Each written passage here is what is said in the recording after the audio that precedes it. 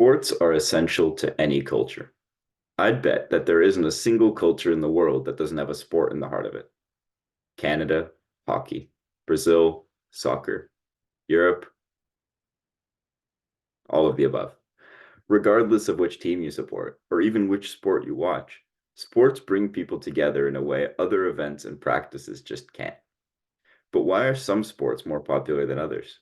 For example, the National Hockey League, or NHL, has the lowest revenue and viewership of any major sports in the United States. Is it because of the quality of the games? Most, if not all, polls that were done on the topic show that the NHL playoffs rank top two, at the very least, among all major sports in the United States. So it's clearly not, watchability.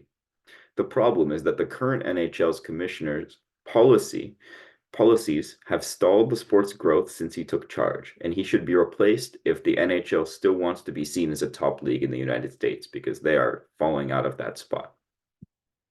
Hello, my name is Oliver Figlin, and today I'll be talking about the lack of growth of the NHL.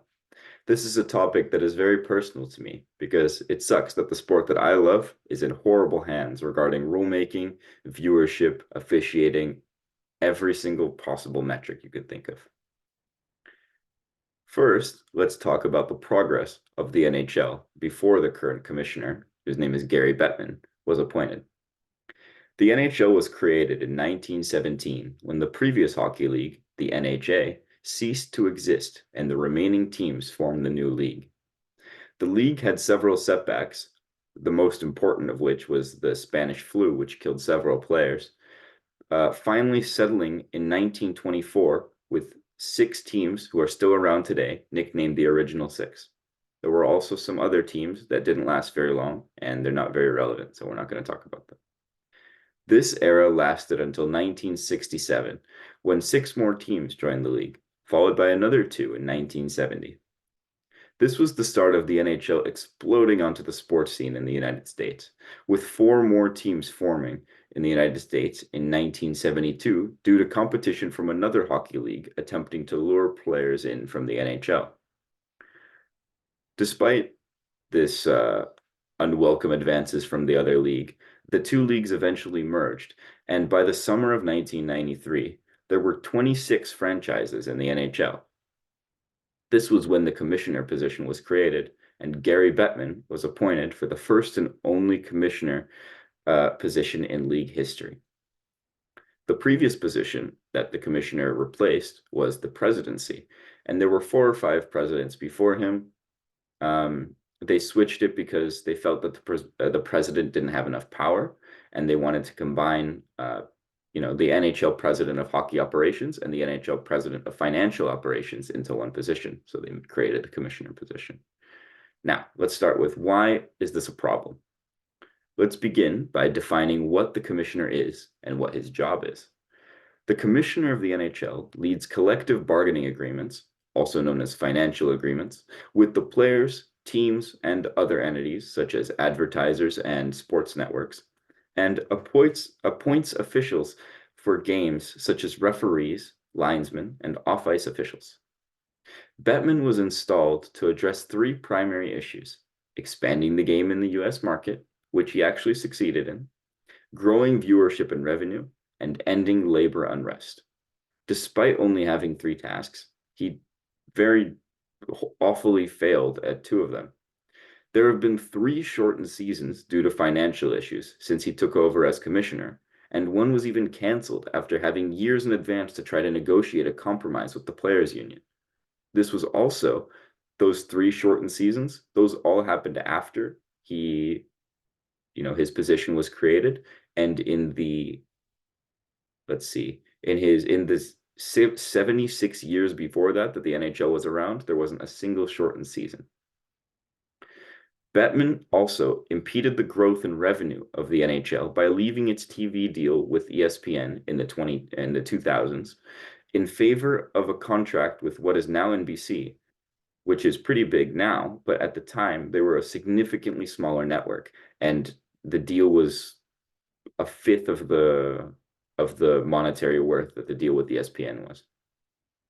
He has caused the NHL to take significant steps backward during his time as commissioner, with his latest being his decision to sign a 10-year jersey deal with Fanatics, a company known for terrible quality, using cheap materials, and employing unpaid labor or cheap labor. This is not even the full extent of how negatively impactful his reign has been. Now, what's the solution, you might be asking? The solution is very simple. Get a new commissioner chosen with the input of the players, not just the input of the owners of the team. Originally, when Bettman was instated as commissioner, there was an election, and the players didn't have a say in the election, which, as you could imagine, is probably pretty unfair because they're playing in the league that he's controlling. They never had a say in his original appointment, and they're obviously unhappy with his election, as shown by the 3 lockouts that have occurred due to conflicts over salaries and labor. Choosing a successor for him would be relatively easy, but the problem is that Bettman tries his best to flatter the owners so they don't kick him out. The owners hold all the power, so that if the owners like him or if the owners want something done, something gets done or something doesn't get done. It depends completely on what they want. If the owners are on his side, it may prove challenging for the players to get any change at all. As stated earlier, the solution is rather easy. Even so much as voicing your concern online or to a team member plays a part.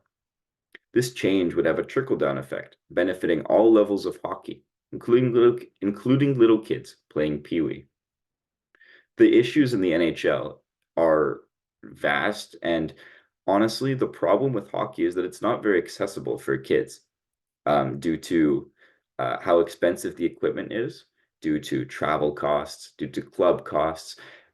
If you want to play hockey as, say, a kid from California, it would cost you $5,000+. And if the league and the sport in general got more exposure, then funding these things would be much easier. And, the price of these things would go down because it's not an exclusive sport anymore. A lot of hockey players get flack for being, for only getting there, quote unquote, because they're rich or because their parents had money.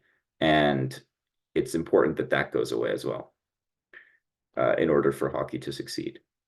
If fans show enough disapproval for the current regime, the NHL will have no choice but to change because, they have to satisfy their constituents. Every sports league is a business after all. And at this point, any change would be for the better. Thank you so much.